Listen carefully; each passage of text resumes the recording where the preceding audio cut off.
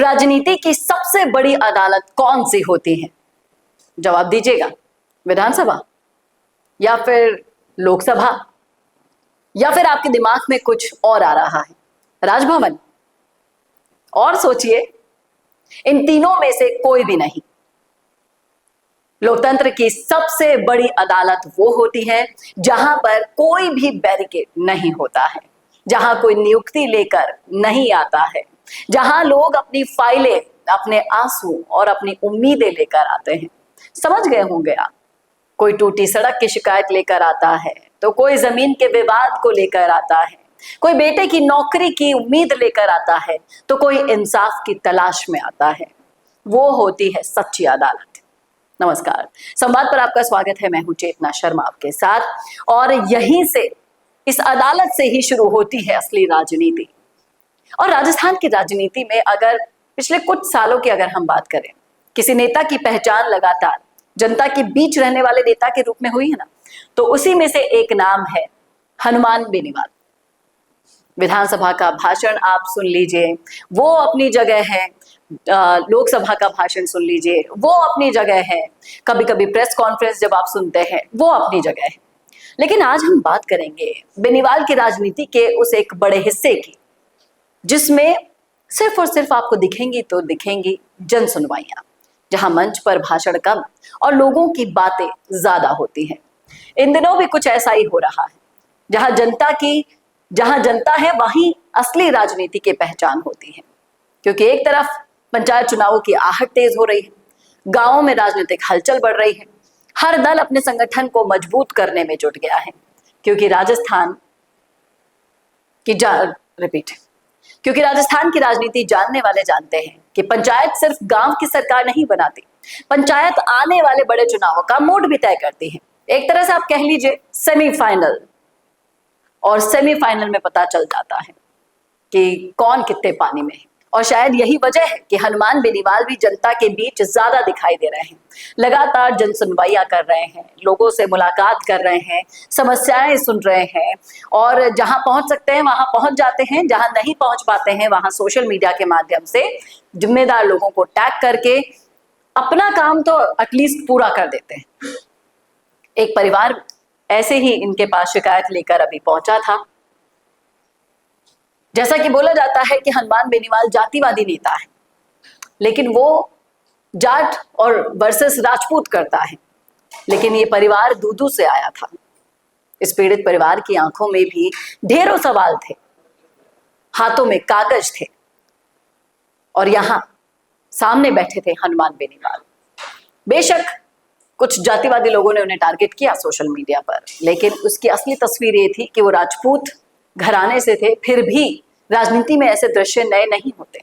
हर परिवार की अपनी कहानी होती है, हर दर्द का अपना वजन होता है। जब कोई परिवार किसी नेता के दरवाजे पर पहुंचता है, सिर्फ मदद नहीं मांगने पहुंचता, वो ये भी पूछ रहा होता है, क्या हमारी आवाज किसी तक पहुंच पाएगी? आपके जरिए ही सही, और वो जरिया बने अभी हनुमान बेनीवाल।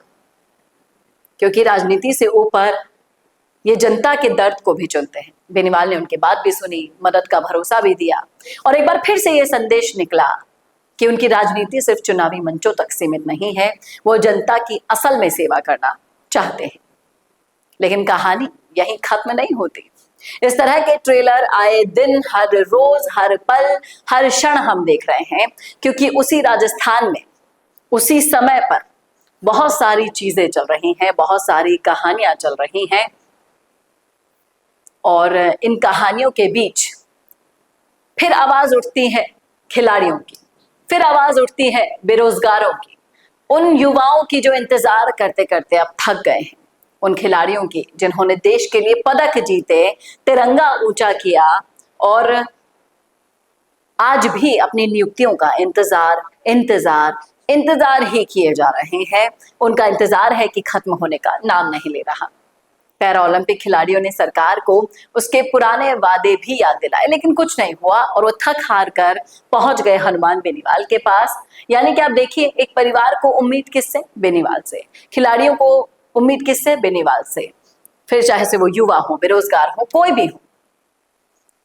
आपको पता है सम्मान कब मिलता है? सम्मान तब मिलता है जब घोषणा जमीन पर उतरती है, जब नौकरी का वादा पूरा होता है, इसी के साथ साथ जब खिलाड़ियों की बात की जाती है तो खिलाड़ियों को अपने भविष्य की चिंता छोड़कर अगली प्रतियोगिता की तैयारी करने का मौका मिलता है ना, तब शायद उनको अपनी मेहनत का फल मिलता है। खिलाड़ियों ने जिस तरह से मांग रखी है कि इन्हें आउट ऑफ टर्न नियुक्ति चाहिए, राजस्थान की सरकार अगर इन्हें दे पाए तो बहुत ही अच्छी बात है, नहीं तो इनकी नाराजगी झेलनी पड़ेगी, इस बात में कोई दो राय नहीं है।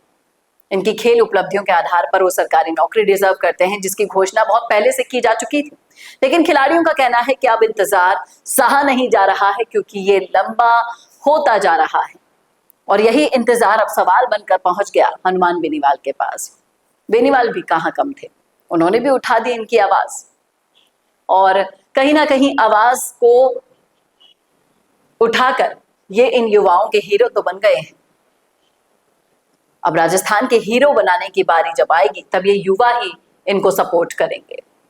आप दो तस्वीरें देख पा रहे हैं, एक तरफ जन सुनवाई की तस्वीर है, एक तरफ खिलाड़ियों की तस्वीर है और अब इन लोगों के साथ हनुमान बेनीवाल खड़े हो गए हैं और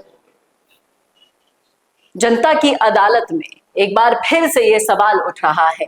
कोई खिलाड़ी इंतजार कर रहा है, किसी बेरोजगार की फाइल अटकी पड़ी है, यानी अरदास की, नियुक्ति पत्र की, किसी पीड़ित परिवार की गुहार लग रही है, किसी नेता की जन सुनवाई चल रही है। अब इन सबको न्याय दिलाने का जिम्मा सिर्फ एक व्यक्ति के कंधों पर आ गया है और वो है हनुमान बेनीवाल। और ये है राजस्थान की वास्तविक राजनीति, वास्तविक हकीकत। सवाल यही है, क्या बेनीवाल खिलाड़ियों को न्याय दिला पाएंगे? क्या खत्म हो जाएगा बेरोजगारों का इंतजार? क्या बेनीवाल की रणनीति अब इन लोगों के जरिए इनको नई ताकत दे पाएगी?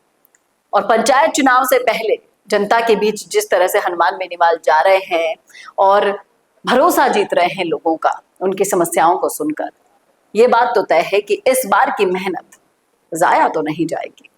क्या कहना है आपका? रखिएगा राय जरूर कमेंट बॉक्स में। कैसा लगा वीडियो बताना ना भूलिएगा और ऐसे वीडियोस के लिए देखते रहिए संवाद भारत का, भारत के लिए। नमस्कार। 90% बिजनेस यही गलती कर रहे हैं। आप भी नहीं लाए ना अपने बिजनेस को ऑनलाइन, और इसी वजह से सालों तक मेहनत करने के बाद भी वो रिजल्ट्स नहीं मिले जो मिलने चाहिए थे। क्योंकि राज सिर्फ अच्छे प्रोडक्ट का नहीं है, राज है लगातार दिखने का। क्योंकि आज के दौर में ना लोग बहुत स्मार्ट हो गए हैं और इस डिजिटल दौर में सबसे पहले आपका सोशल मीडिया देखते हैं, उसके बाद ही आपसे खरीदते हैं। लेकिन सोचिए, अगर आपके पास हर हफ्ते प्रोफेशनल वीडियो हो, अगर आपके ब्रांड की कहानी रोज रोज नए लोगों तक नए नए तरीके से पहुंचे, अगर आपका बिजनेस भी लोगों के फीड में बार बार दिखाई दे, तो क्या होगा? यही काम कर रहा है मिशी मीडिया सॉल्यूशंस। हम सिर्फ वीडियोस नहीं बनाते, हम आपके बिजनेस को लोगों के दिमाग में जगह दिला देते हैं। स्क्रिप्ट से लेकर high quality shoot and editing तक सब कुछ प्रोफेशनल तरीके से।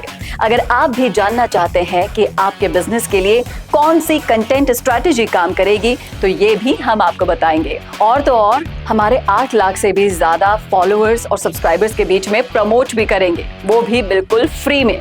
तो अभी डीएम करें, ग्रो कीजिए हमारे साथ और जानिए आपका ब्रांड कितना आगे जा सकता है।